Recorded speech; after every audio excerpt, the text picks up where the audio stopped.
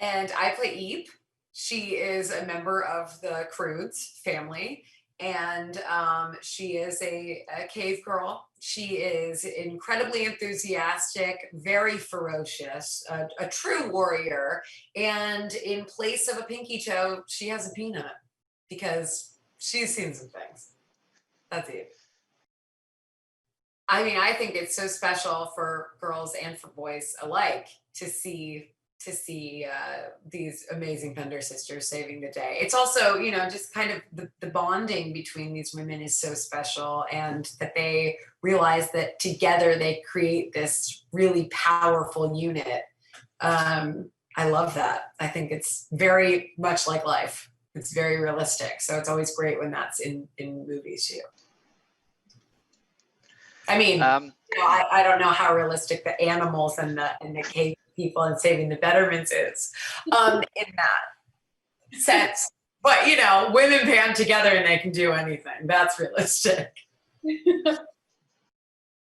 Definitely, yeah. It was surprisingly easy to come back into, and it's nice because it was over a period of 10 years. I've aged a decade. It feels like Eve has only aged like a year or so. So it's pretty great because you can just pick up right where you left off. But it's been a blast to be recording on these two movies for so long, because it really is the longest project I've ever been a part of, animated or otherwise. So it was very special, and it's always a fun day at work when I get to go be. Joel is really wonderful. He's a great director and a great animated director too. He was very supportive, and you don't feel embarrassed going 30 levels over the top with him, because he laughs and he thinks it's so fun, and he's just great at gauging the process, because you don't know necessarily over the years that you're doing it, you don't know where they've moved those sequences to, or like, him explaining, like, right now you're on a vine, you're yelling at him, he's 10 feet away, but maybe you'll be closer ultimately when we animate it. So we're going to try it both ways. You're really having to kind of like do it into a vacuum in a way. And he's so great at making you feel like you understand everything that's happening on screen when you can't see it or you're not with the other actors. He was wonderful.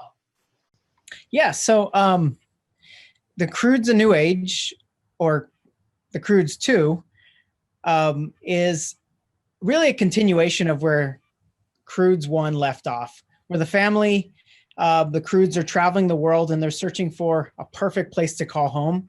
And they've faced all kinds of dangerous creatures and environments, but they come across something that really challenges the Croods as a tight family unit, and that's coming across another family, a more evolved family named the Bettermans. Yeah, especially when making a sequel, it can be hard to kind of crack that what's an important continuation for the Croods. And for us, it was unlocking that the idea of change. The first Croods is all about the world changing and the Croods fighting just to stay together as a pack. And once we've discovered this moment of them coming across another family, it seemed like the perfect thing to challenge every aspect of their worldview, especially this other family that has this better life and, introduces Thunk to a window, which is essentially a tablet. And, Eep and Guy, there's so much change going on with them where they're ready to start their own home and leave the pack. And, the father, Grug, is not ready for that. And so it seemed like there was so much story to continue from the first movie. I gotta say, I'm incredibly happy with what made it to the final movie, but it was a hard choice with not only the gadgets, but also the creatures. There's so much that Nate Ragg, our production designer, and his art team did a fantastic job just exploring so many options that, for every one that was that we chose and is in the movie, there's 10 left on the cutting room floor. That's a great question. It was definitely a lot to take on. Not only first time directing an animated feature, but also to follow up Croods 1, which I'm such a fan of. um, I gotta say that for me and Mark, the great thing was we could approach the movie as fans, because we both didn't work on the first.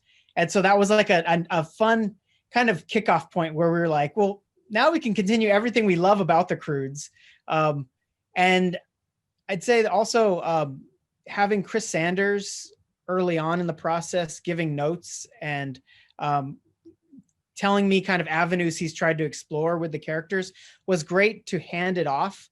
But with that said, it's still these movies are so big. It's hard to get your arms around both ends of it when you're telling the story.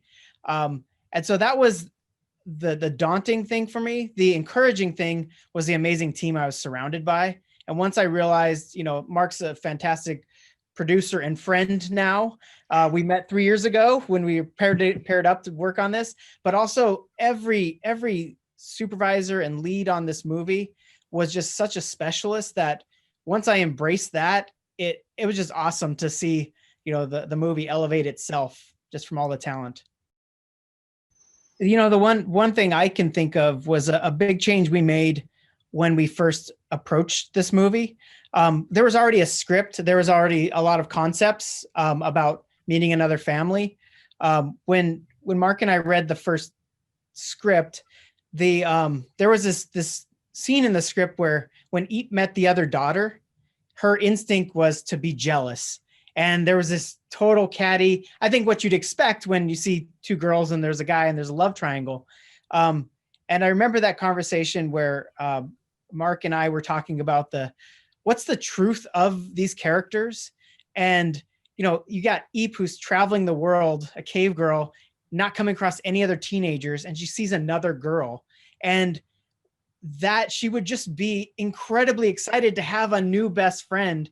And once we made that big change, it drastically affected the whole story to where there wasn't this kind of forced negativity. And it really unlocked how much fun we could have, not only with Eep and Dawn, but all of these characters coming across each other and the weird quirks and flaws that they kind of end up embracing about each other.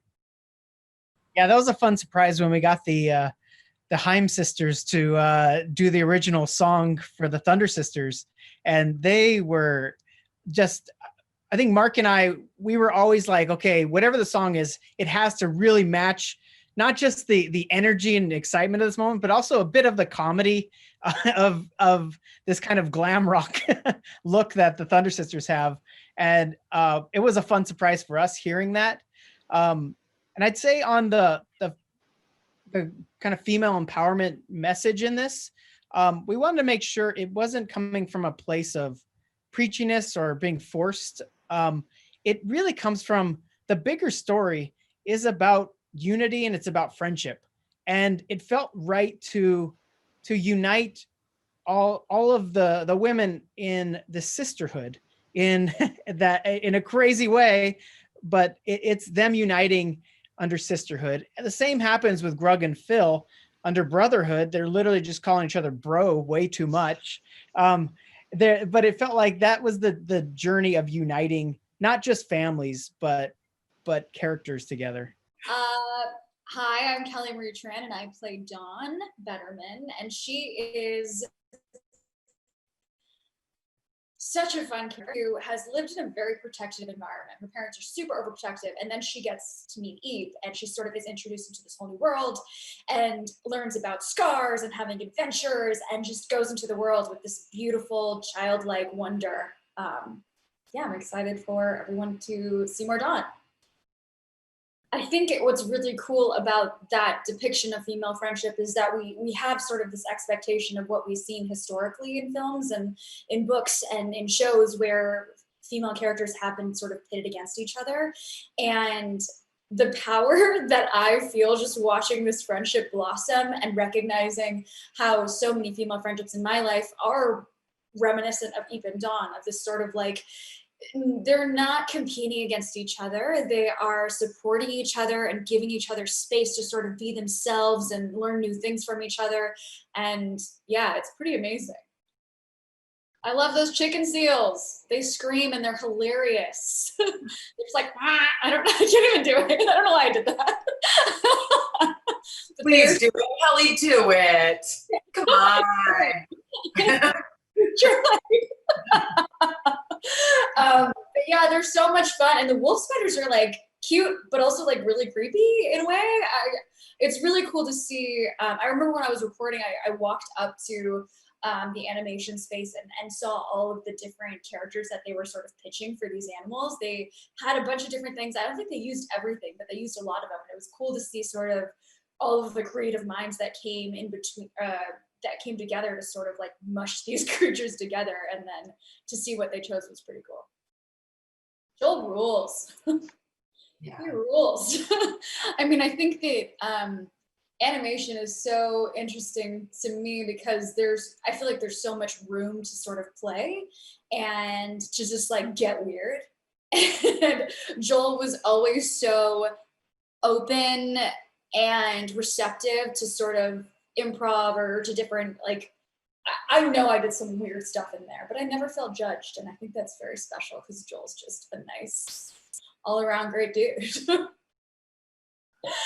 No, but there's so many good messages in this movie. I think just the depiction of female friendship and just women teaming up and saving the day at the end of the, like they saved the day. They saved, I don't want to say world. Did they save their world? They saved their clans. There we go. Let's not over exaggerate. But yeah, I mean, I think that those messages are really, really powerful. So Hope Betterman is well, first of all, I watched the Croods when my kids were little all the time, and I like all the time. And so when they asked me to join the cast, I was so excited because it's been like a staple in our household for years and years. So I was so excited to join. And Hope Betterman is she's a little tightly wound, and she is matriarch of the Bettermans, and she prides herself on knowing everything, including what's best for her daughter, Dawn. Hope's journey into the wild with the Croods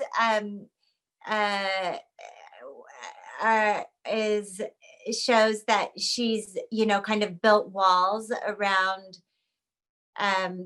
to like protect her family from the outside world, but then she realizes that those walls are kind of creating distance within her family.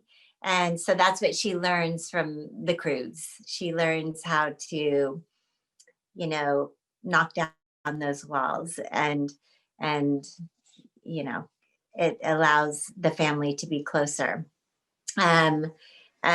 She kind of sees the Croods as cave people initially, and simple, but then she, through getting to know them and also having no other choice, she is able to embrace her more primal side and create like tighter bonds with her family and the Croods. I mean, having daughters and then I'll just keep it at that. Having daughters and watching this movie, I cried at the end. I love the fact that all the women come together, and my daughters loved that idea too. Like, it's such a it's such a nice way. It was such a nice way to end the movie. Yeah, so I love the female empowerment part of it. And, they're being challenged. Are they able to keep the family together? When they're tempted by, these people who seem to have a much better situation than them.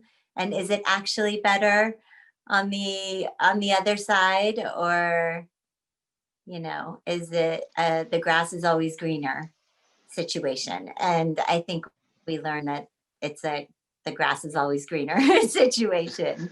And, you know, that nothing is more important than family, and nothing is more important than, you know, loving your family and sticking together. And I think that's what they learn in this movie. You know, what's so funny is I was trying to remember when we started this, and I think it was about 5 years ago. Is that right? I don't know who would know the answer to that, but it was so long ago, and honestly I can't remember. I don't know. I mean, it's like you're kind of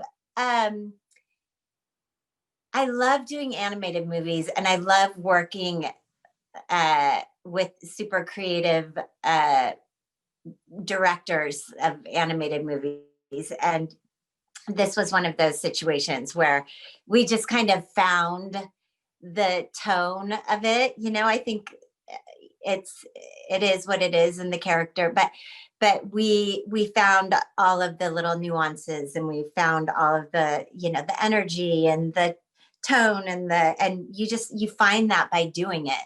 You just keep doing it and doing it and doing it and trying different things, and by the end you kind of come up with like the coolest version. Is usually how it works, unless you're not lucky. It doesn't come out good, but in this case it did.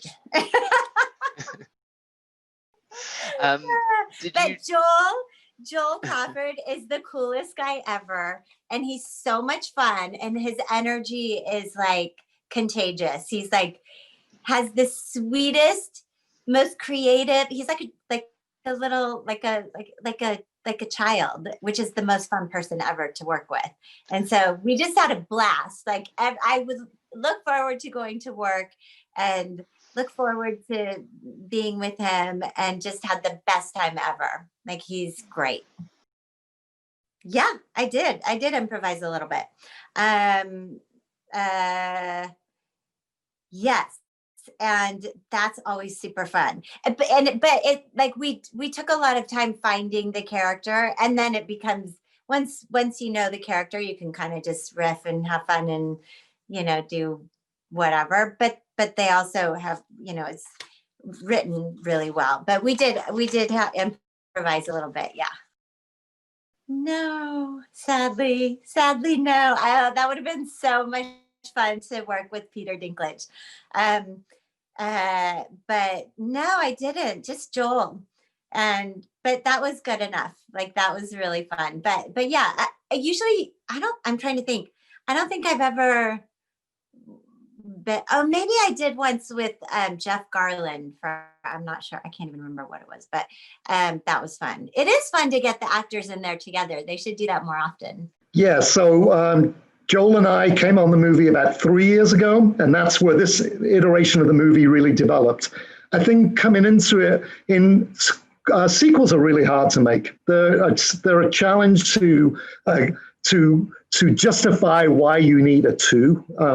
And I think it was a lot of work had been done before Joel and I came on board. The thing that we took from the work was really this idea of the Croods, who are the last caveman family, meeting the first modern family. And that seemed a really interesting world for us of how these two different opposing views could come together. So I think that was really the thing that whetted our appetite.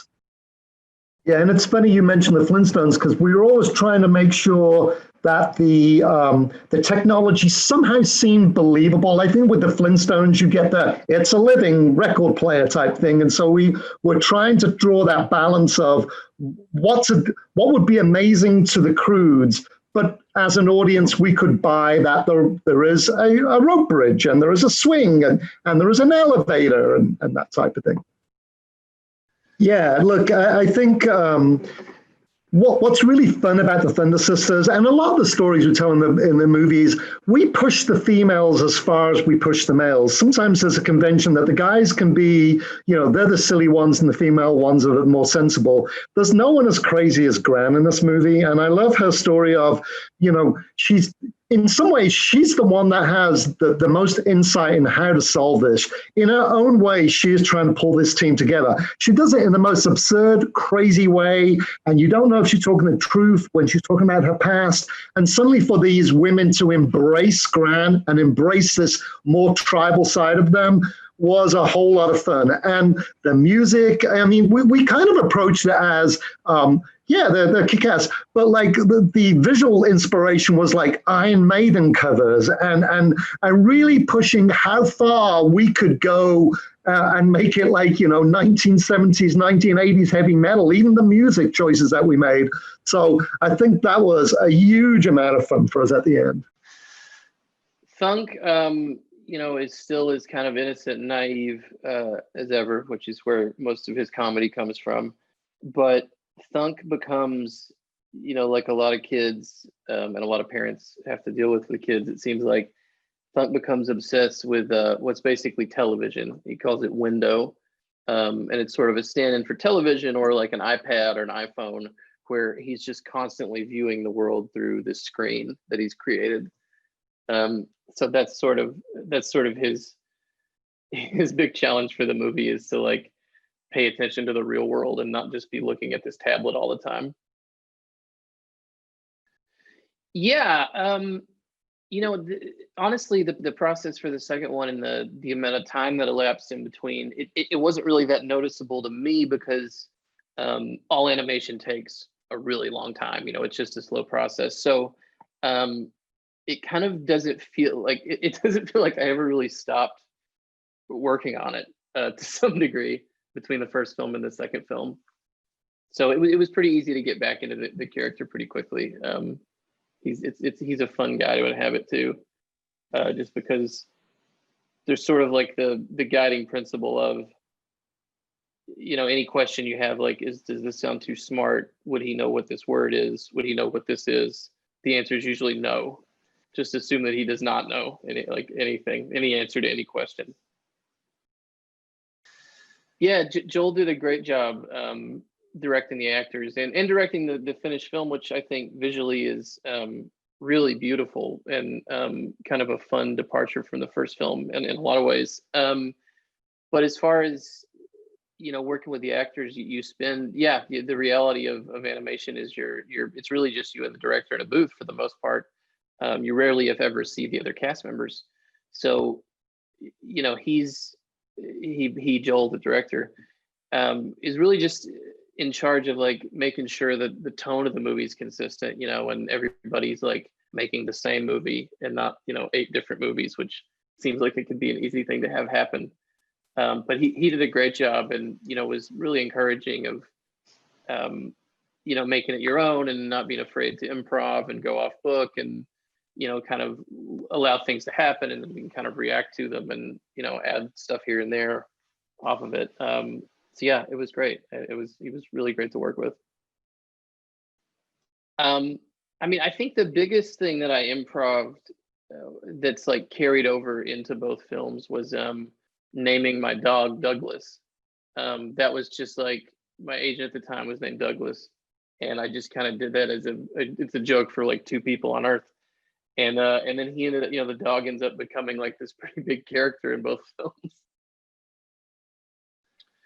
Yeah, I think, the theme of the first movie was much more about like the nuclear family unit and kind of just survival.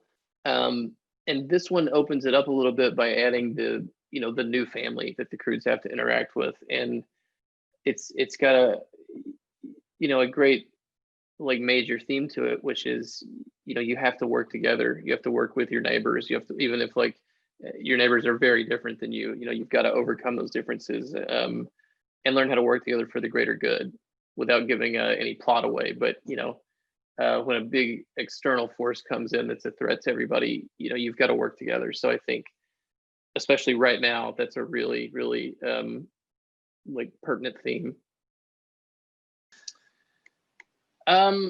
Yes, Thunk's, kind of through line in the movie is he's got to like learn to like live in the real world and not just look at a screen. And I think that's super relatable right now, because after the last few months, I find myself like my eye is physically tired and my brain mentally tired from looking at screens all the time. That's the thing I missed the most, I think, this year is like going to theaters, because even though it's a screen, like there's something about projection that's different than looking at, they've literally done studies that like your brain reacts differently to looking at a light source like a screen or television versus looking at a projected image with the flickering too. Like you get in a theater, it's kind of hypnotic. Yeah, I do too. I mean, I'm excited for people to see it, however they can, however they, are able to see it or safely able to see it. Just because you work on these for so long that it's exciting because, just even your friends and family, like they know you've been working on this for years and years. So it's fun just to finally have the catharsis of like, look, I didn't make it all up. Here it is. Yeah, I mean, my biggest hope is just that if we can give people a couple hours of escapism and laughs, it's been a tough year for everybody. So if we can help the whole family out, which I think it's a rare movie that is really really genuinely funny for adults and kids. So if we can just help somebody distract their family for a couple hours that they've been trapped with all year, I'll feel pretty good about that. I do have a favorite, but for spoiler's sake, I don't want to say what it is. So I'll just say you'll have to watch the film to see, like, specifically like the back half of the movie, what my favorite new creature is. Yeah, it was a lot of yelling, a lot of having to yell that phrase over and over, Thunder Sisters. So my biggest memory from that sequence in the film is being hoarse after. We pick up sort of shortly after where we left off before. Guy is sort of a part of the family, or at least trying to fit in with this family, and they come across another family that is slightly more modernized. Another family that has figured out a lot of the things that Guy is obsessed with. And they're called the Bettermans, and the Bettermans are sort of take the Croods on a journey that they certainly weren't expecting, and a journey that exposes them to a whole new world. Literally. Oh my God, yeah. I mean, I'm not, I'm not playing like a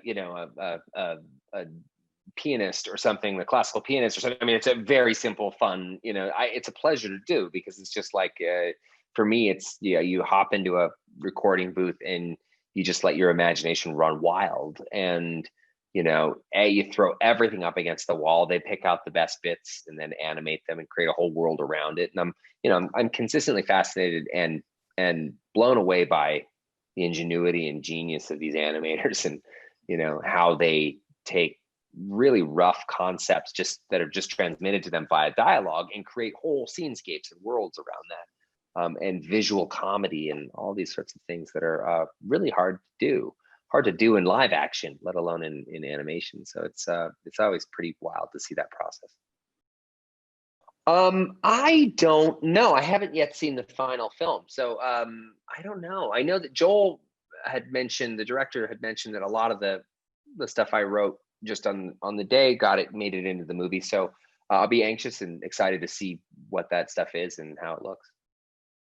Joel's perfect for this. I mean, I don't think directing an animated movie is that far off of directing a live action film. So, Joel is on character, he's on story, he's on point. He's always looking for the emotion underneath the humor. And I don't think that you can successfully have one without the other. You have to balance the comedy with heart and emotion. So he's great at all that stuff. And he's like a heat-seeking missile for ideas and threads that are really going to work well, not just for my character, but for the whole movie. So I love working with Joel.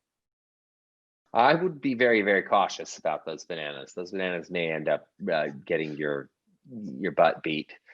Yeah. I believe the Punch Monkey language, if memory serves, is the Punch Monkeys communicate via physical violence. I mean, they communicate through punching. Which is really just a terrible way to have a conversation. It's a conversation that you want to keep as brief as humanly possible.